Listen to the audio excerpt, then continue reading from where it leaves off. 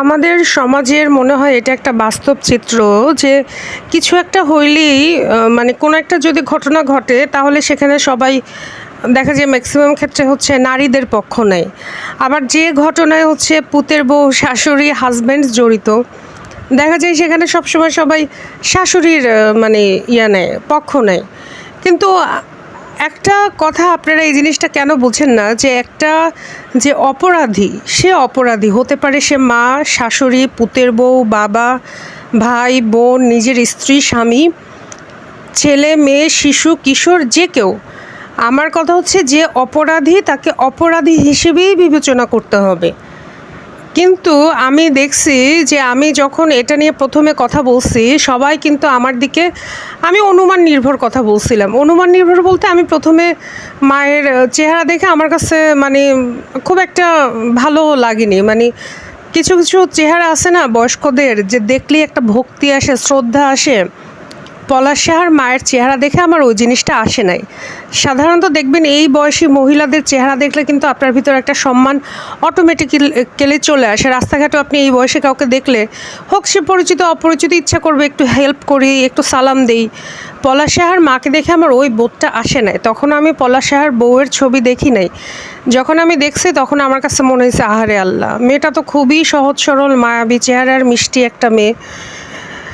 তো আস্তে আস্তে এখন যখন সবাই পোস্ট দিচ্ছে, পলাশ সাহার নিজের আত্মীয়রাই যখন পোস্ট দিচ্ছে পলাশ সাহার মায়ের বিরুদ্ধে, তখন সেখানে আমার আর কি করার আছে। এমনকি পলাশ সাহার যারা পাড়া প্রতিবেশী তারাও সবাই বলতেছে যে মাটাও হচ্ছে মেইন দোষী। এমনকি সবচেয়ে মজার ব্যাপার যে পলাশ সাহা যখন হচ্ছে তার বউকে নিয়ে হানিমুনে গেছে কক্সবাজার, সেখানেও তার মা নাচতে নাচতে পিছিয়ে গেছে। আপনি এটা চিন্তা করতে পারেন একটা মানুষের প্রাইভেসি যে একটা ম্যাটার করে, মানে পৃথিবীর সবচেয়ে বড় প্রাইভেসি যে সম্পর্কটাতে মেনটেন করা হয় সেটা হচ্ছে হাজব্যান্ড এবং ওয়াইফ। এবং এটা কিন্তু আমাদের কোরআনেরও কথা যে তোমরা তোমাদের স্ত্রীর জন্য উত্তম আবাসস্থল দাও যেখানে মানে কেউ বিনা অনুমতিতে প্রবেশ করতে পারবে না, এমনকি সন্তানও না। সম্ভবত এরকম আমি কোরআনের আয়াত আসলে সম্ভবত বলতে চাচ্ছি না, বাট এরকম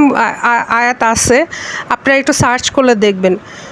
তো তারপরে আমি বলি স্ত্রীদের যে কোনো মেয়ের প্রাইভেসি ম্যাটার করে, কিন্তু ছেলেদেরও প্রাইভেসি কিন্তু ম্যাটার করে। একটা ছেলেরও নিজস্ব বিকাশ দরকার হয়। কিন্তু আজকালকার দিনে দেখা যায় 8-9 পড়া ছেলে মেয়ে ভাই বোন একসাথে ঘুমায়। এটা আমার কাছে এত অদ্ভুত লাগে। অথচ আমরা যারা রিলেশন করি বা বিয়ের পর দেখা যায় অনেক সময় হাজব্যান্ডকে হয়তো জিজ্ঞাসা করি, আচ্ছা ঠিক আছে তোমার বয়সন্ধিকালটা কেমন ছিল, আমার কেমন ছিল, তোমার প্রথম প্রেমে পড়া কখন ছিল? তখন হয়তো সে বলে হ্যাঁ আমার তো 6-এ থাকতেই মেয়েদেরকে ভাল লাগতো।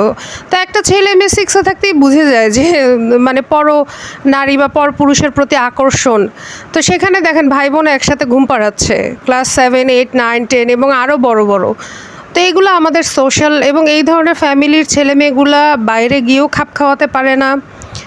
এবং এরা যে কী পরিমাণ শারীরিক মানসিক অত্যাচারের শিকার হয় নিজের পরিবার দ্বারা, আপনারা হয়তো গুগলে একটু সার্চ দিয়ে দেখবেন যে narcissist parents, narcissist father mother.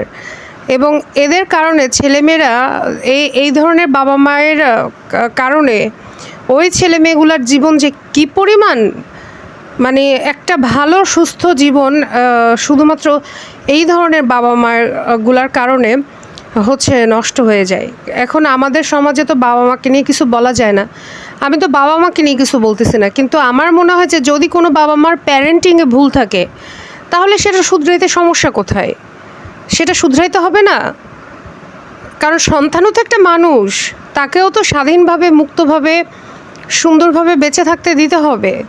তারও নিজস্ব মানসিকতা আছে, বোধ বুদ্ধি আছে, ওইটা তো তার মতো করে গ্রো করতে হেল্প করতে হবে বাবা মায়ের। এই জিনিসটা আমার মনে হয় শুধুমাত্র নামের আগে বাবা মা যুক্ত হলেই তাদের সব অন্যায় মাফ করে দেওয়া, এই ধরনের মানসিকতা থেকে বেরিয়ে আসতে হবে। বাবা মাদেরকেও আমার মনে হয় এখন এই ঘটনা থেকে শিক্ষা নেওয়া উচিত যে আমাদের আসলে লিমিটেশন কতটুক, আমাদের বাউন্ডারি কতটুক, এবং আমরা কতটুক এক্সেসে যেতে পারি।